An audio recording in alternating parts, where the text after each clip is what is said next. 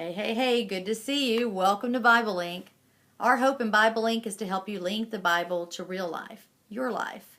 For those of you just joining us during the week, Monday through Friday, we simply read one chapter a day together. Saturdays and Sundays are our catch-up days. Because we just do one chapter a day, you can check in at any point. You can just jump on in. The more you read, the more you'll know. The more you know, the more you'll grow. In chapter 9, Jesus heals a blind man. The Pharisees investigate that, and Jesus teaches on spiritual blindness. Our chapter begins with the story of that blind man. And looking at this passage of Scripture, we see the setup. It's one we see often in the Gospels. It all starts with a question. Who sinned? Then it follows up with another. Was it this man, or was it his parents? You see, the common theory of the time in which Jesus lived was that if someone was sick, it was usually the result of sin. In many ways, we can kind of see that in our world today with this health and wealth prosperity teaching that we hear from time to time. You know, you've heard that, the claim that real believers don't get sick.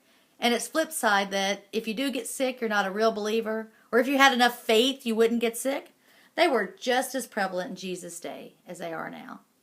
And in this religious worldview, the disciples, they kind of gave Jesus two options that they had heard. It had to be the man's fault, or it had to be his parents' fault. The disciples' questions really kind of mask a bigger question.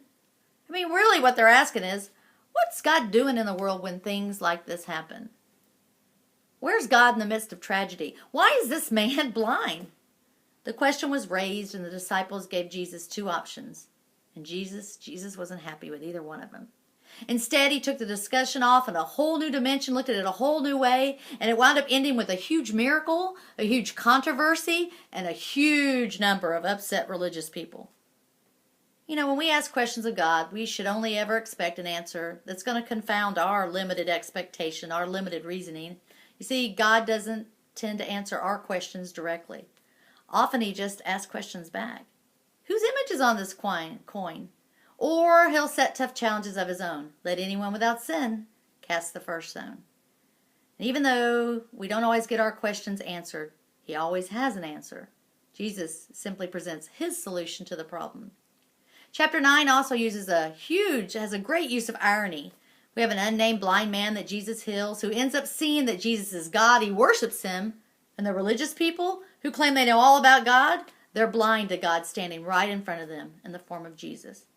This chapter probably raises the same questions for us as it did for the disciples, or maybe other tough ones, like why do bad things happen to good people? Why do we suffer? If I do something wrong, does God punish me? Our prayer for you is that you would realize the best answer to any question can simply be found by learning and knowing more about Jesus. The more we read the Scripture, the more we see his behavior. The more we realize Jesus never leaves us alone, and he's always showing his grace and love to us. No matter the question, no matter the problem. It was so good to be with you today. So good to think about these things through the lens of Jesus Christ. We hope you'll check us out on Facebook. Maybe you've got a question. Maybe you've got a comment. Feel free to comment back and forth with each other. Because the more we read, the more we discover Jesus, the more we're able to link the Bible to life, to our real life. We'll see you tomorrow. Have a great night.